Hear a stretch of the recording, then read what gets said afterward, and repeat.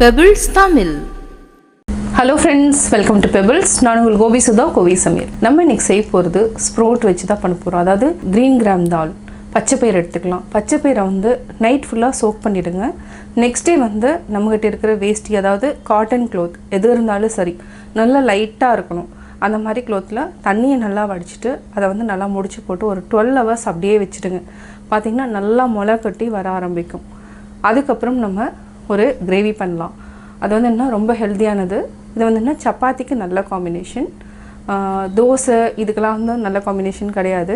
சப்பாத்திக்கு தான் மெயினாக நான் செய்ய போகிறோம். இது கூட என்ன டைரெக்டாக நம்ம குக்கரில் ஸ்ப்ரவுட் கிரீன் கிராம், அது கூட டொமேட்டோ, ஆனியன், பூண்டு ஆப்ஷனல் தான். நம்ம இஞ்சி பூண்டு பேஸ்ட் ஆட் பண்ணுவோம். இது எல்லாத்தையுமே ஒரு 3 விசில் விட்டு எடுத்துருங்க. அதுக்கப்புறம் எப்படி செய்கிறதுன்னு நம்ம பார்க்கலாம்.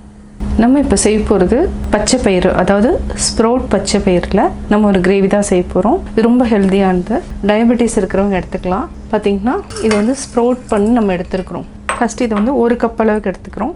ஒரு 4 அல்லது 5 பூண்டு எடுத்துக்கலாம். இதை 2ஆக கட் பண்ணிக்கோங்க. இது கூட வெங்காயம், தக்காளி, இதை நம்ம வேக வச்சு எடுத்துக்கலாம். அதாவது ஒரு 1 டம்ளர் அளவுக்கு தண்ணி விட்டு வேக வச்சு எடுத்துக்கலாம். இது கூட தேவையான அளவு உப்பு சேர்த்துக்கலாம். இப்போ நம்ம 1 கப் அளவுக்கு தண்ணி விட்டுக்கலாம். கேஸ் ஆன் பண்ணிக்கலாம். 2 விசில் விட்டு நம்ம எடுத்துக்கலாம். பார்த்திங்கன்னா ஸ்ப்ரவுட் நல்லா வெந்துடுச்சு. இது அப்படியே நம்ம கடைஞ்சி விட்டுடலாம். நீங்கள் மஞ்சத்தூள் போட்டு கூட வேக வச்சுருக்கலாம். நான் ஆனியன் கூட மஞ்சத்தூள் மசாலாலாம் ஆட் பண்ணுவேன். அப்படி வேக வைக்கணும் நீங்கள் விரும்புனீங்கன்னா இது கூடயே மஞ்சத்தூள் போட்டுக்கலாம். ஒரு 3 டேபிள் ஸ்பூன் அளவுக்கு எண்ணெய் விட்டுக்கலாம். இதுக்கு கீ ஆட் பண்ணிங்கன்னா ரொம்ப டேஸ்ட்டாக இருக்கும். சீரகம் ஒரு 1/2 டீஸ்பூன். சீரகம் நல்லா பொரியட்டும். பொரிஞ்சதுக்கப்புறம் பெருங்காயம் ஆட் பண்ணிக்கலாம். பெருங்காயம் கொஞ்சம் ஜாஸ்தியாகவே ஆட் பண்ணிக்கலாம், டேஸ்ட்டாக இருக்கும்.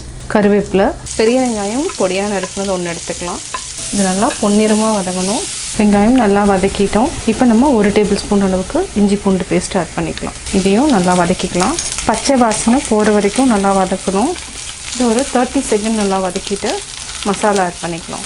இப்போ நம்ம மஞ்சள் தூள் ஆட் பண்ணிக்கலாம். மிளகாய் தூள், சீரகத்தூள் இது ஒரு 1/2 டீஸ்பூன் ஆட் பண்ணிக்கலாம். மல்லித்தூள் 1 ஸ்பூன் அளவுக்கு ஆட் பண்ணிக்கலாம். கரம் மசாலா இது ஒரு 1/2 டீஸ்பூன் இருந்தாலே போதும். நல்லா மிக்ஸ் பண்ணி விடுங்க. பார்த்திங்கன்னா கலர் நல்லா மாறிடும். ஏன்னா எண்ணெயிலேயே வதக்கிறதுனால பச்சை வாசனையும் போயிடும். கொஞ்சம் தண்ணி விட்டுக்கலாம். இப்போ நம்ம வேக வச்சுருக்கிற ஸ்ப்ரவுட் பச்சை பயிறு, இது தக்காளி இதையும் ஆட் பண்ணிவிட்டு நல்லா மிக்ஸ் பண்ணிக்கோங்க. தண்ணி விட்டுக்கலாம். நல்லா மிக்ஸ் பண்ணி விடுங்க. இப்போ நம்ம செக் பண்ணி பார்க்கலாம். பார்த்திங்கன்னா நல்லா வெந்துடுச்சு. அதாவது மசாலா வாசனை நல்லா பச்சை வாசனை போயிடுச்சு. இப்போ நம்ம ஆஃப் பண்ணிக்கலாம். ஸ்ப்ரவுட்டட் பச்சை பயிறு கிரேவி ரெடி ஆகிடுச்சு. அதாவது முளை கட்டிய பச்சை பயிறு கிரேவி. நம்ம வேறு பாத்திரத்தில் மாற்றிக்கலாம். முளை கட்டிய பச்சை பயிறு கிரேவி ரெடி. ஸ்ப்ரவுட் கிரேவி எப்படி செஞ்சுங்கிறத பார்த்தீங்க. நீங்களும் வீட்டில் ட்ரை பண்ணி பாருங்கள். இது ரொம்ப ஹெல்த்தியானது. ட்ரை பண்ணி பார்த்துட்டு உங்களுடைய கமெண்ட்ஸ் எனக்கு சொல்லுங்கள். லைக் பண்ணுங்கள், ஷேர் பண்ணுங்கள், மறக்காமல் சப்ஸ்கிரைப் பண்ணுங்கள். பக்கத்தில் இருக்கிற பெல் ஐக்கானை கிளிக் பண்ணிங்கன்னா நாங்கள் அப்லோட் பண்ணுற வீடியோவை நீங்கள் உடனுக்குடன் தெரிந்து கொள்ளலாம். பெபிள்ஸ் தமிழ்.